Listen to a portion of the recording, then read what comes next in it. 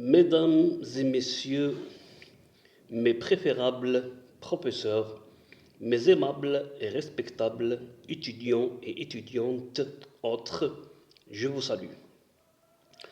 Dans cette nouvelle séance ou dans cet nouvel épisode, nous continuerons avec notre thème intitulé la comptabilité nationale. Donc, dans la précédente séance, nous avons entamé et abordé le sous-thème intitulé le contenu des secteurs. Dans la même séance, on a expliqué et évoqué et abordé le premier titre concernant les sociétés et les quasi-sociétés productives non financières, SQS. Donc, on va tenter dans cette séance d'expliquer et traiter les autres titres en commençant par le deuxième secteur qui concerne le secteur des ménages et des petites entreprises individuelles, c'est-à-dire le secteur des ménages et petites entreprises individuelles, MEI. Donc, ce secteur comprend deux types d'agents économiques, les ménages et les petites entreprises individuelles. Donc, on a dit les ménages et les petites entreprises individuelles.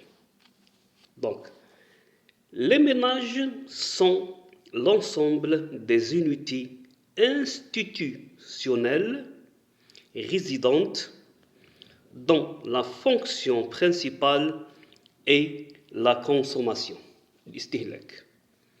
C'est donc l'ensemble des consommateurs vivant en famille ou en communauté. On distingue en effet les ménages ordinaires et les ménages collectifs. الأسر العادية والأسر الجماعية. Un ménage ordinaire est constitué par l'ensemble des personnes vivant dans un même logement, considérés comme leur résidence principale, une famille vivant sous un même toit et donc un ménage ordinaire. Mais celui-ci peut également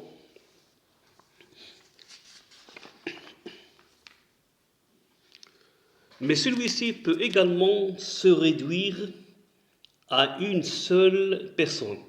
Par exemple, un célibataire vivant seul dans un studio, par exemple. Deuxièmement, les ménages collectifs. Les ménages collectifs sont constitués par l'ensemble des groupements de personnes vivant en collectivité et prenant souvent leur repas en commun. Par exemple, les étudiants en cité universitaire, les vieillards en hospice, les soldats en caserne, les prisonniers incarcérés dans une même prison, etc. Remarquons bien qu'un ménage ne tient pas une comptabilité complète. Il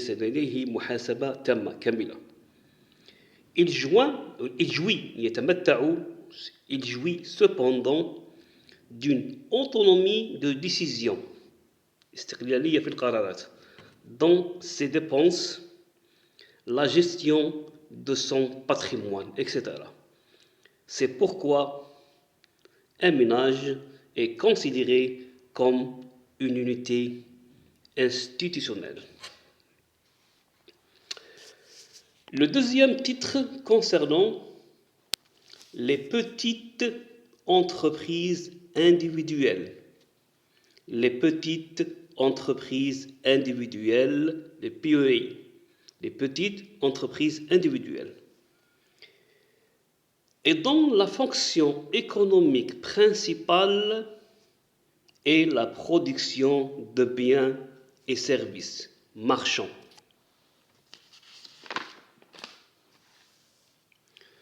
Productifs sont rattachés au secteur des ménages. La raison de ce rattachement des PEI, c'est-à-dire des petites entreprises individuelles, aux ménages est que, d'une part, les PEI, les petites entreprises individuelles, n'ont pas de comptabilité complète, premièrement. Et d'autre part, elles ne jouissent pas d'une personnalité juridique distincte de la personnalité de son propriétaire. Par exemple, avocat, médecin, artisan, petit commerçant, petit exploitant agricole. Il est en effet difficile de distinguer l'activité professionnelle de l'entrepreneur individuel de ses activités en tant que chef de famille et de séparer le patrimoine professionnel du patrimoine familial. Ainsi, par exemple, un médecin utilise sa voiture particulière pour ses activités professionnelles, aussi bien que pour ses activités familiales.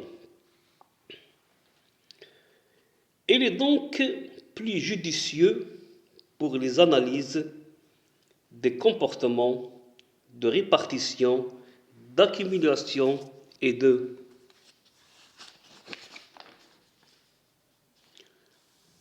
financement de rattacher les petites entreprises individuelles aux ménages.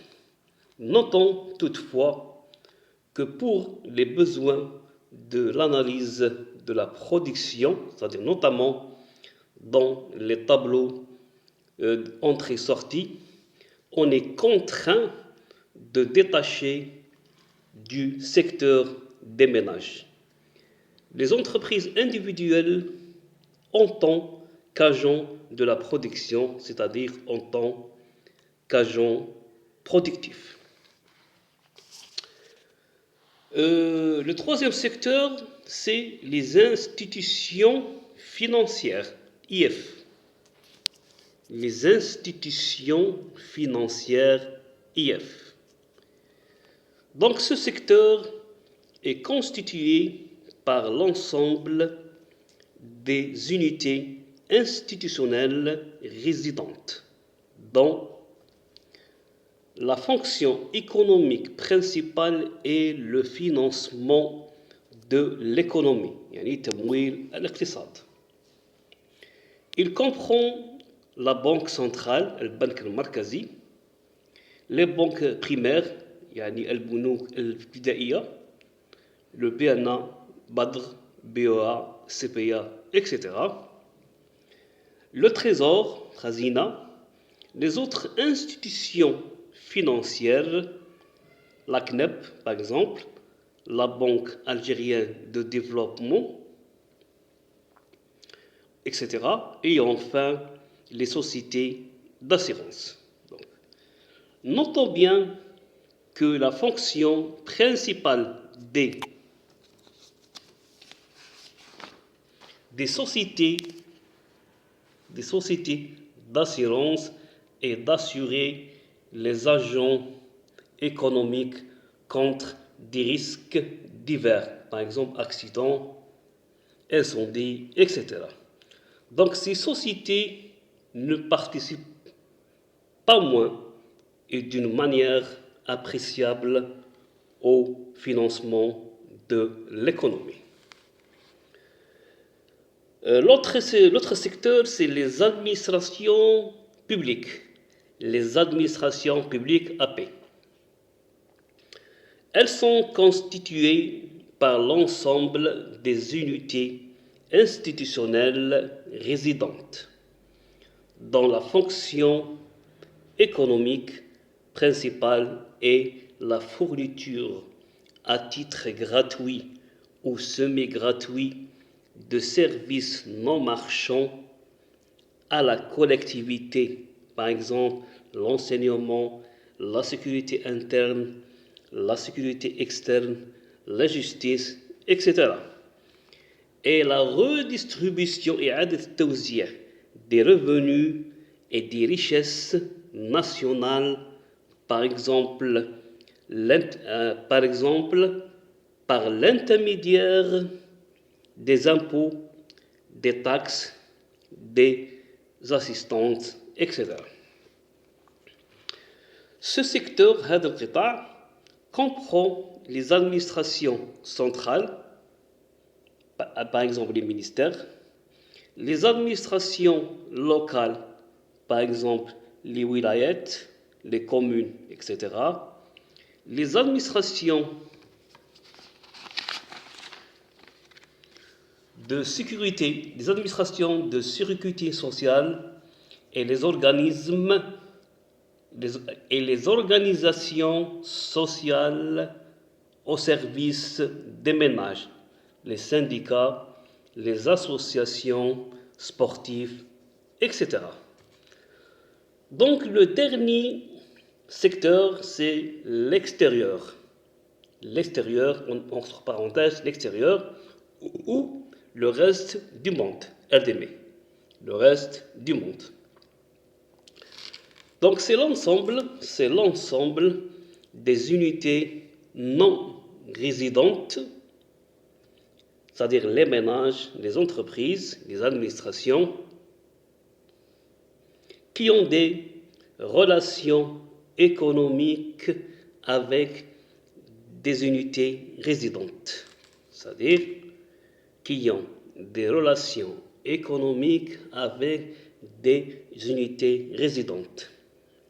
Ce n'est pas donc à proprement parler un secteur institutionnel puisqu'il regroupe pêle-mêle des unités institutionnelles hétérogènes, c'est-à-dire les ménages, les entreprises, etc. Les comptes de l'extérieur retraceront globalement les flux entre l'économie nationale et le reste du monde. En dernier, on vous remercie de votre patience, de votre suivi et de votre attention. Aussi, on vous remercie de votre soutien et nous espérons que ces notions et ces informations seront bien comprises et assimilées. Donc, dans la séance prochaine, on traitera le troisième titre ou sous-thème intitulé « Les branches dans le système des comptes économiques algériens ». Merci bien, c'était avec vous le professeur M. Kefif Mohamed.